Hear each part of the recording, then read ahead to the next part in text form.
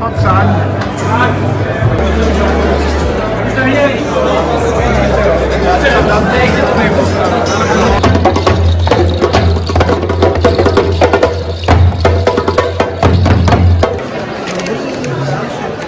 Grajfové a Kláře Patočkové, který někde z Bysílet pobíhají.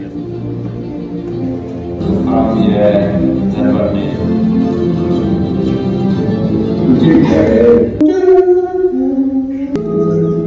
A byla to ohromná škoda. Vydávat si do míst, zapomenout na své lidské povinnosti, ve kterém se čas měří na objevit svět, ve kterém vše záleží. Českých dálkových treků, kdy vyrazili uprostřed toho vyvěra obrovská řeka. Teď mi z toho mrazí v zádech, jako když na to...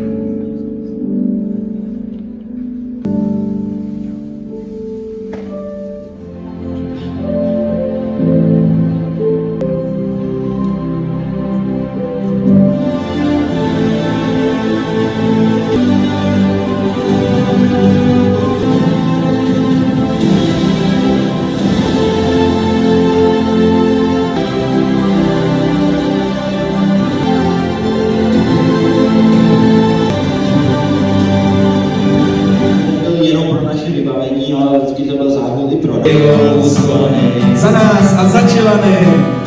S prázdnou kapsou přišel muž. Byl náš život měl skončit pádem z ostrých skales. Došli jsme na konec.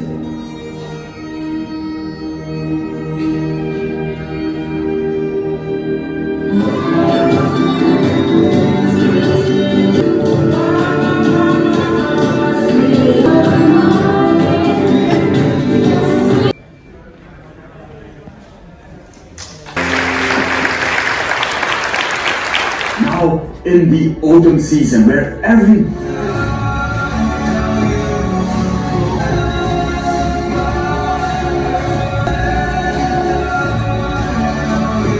sázdu na ubytování a potom vysané v tom ledovci.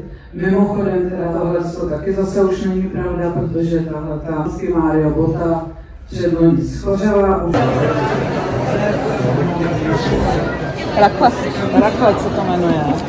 Moc skvělých věcí, že se tady nebudu říkat, ale řeknu tam to tvoje motto.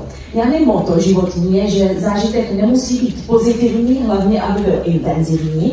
A její děda byl ještě větší klasik, nebo jeho motto zní, kdo se bojí, se v síni. Tak. Tam třeba jako nejčastější jezdím i pracovně, i prostě hory, štíty, zeleň, lesy, vonavý les.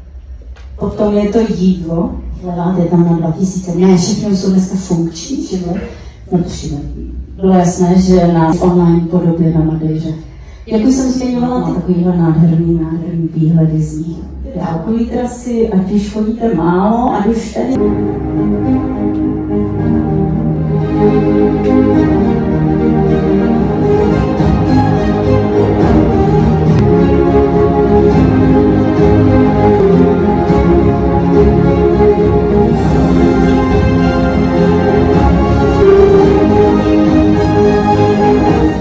Podobně, kdybych o Azorech tak západní, pardon. Někdo, asi ne, co? Své přesné poslání a přišlo mi divný jít na výšku.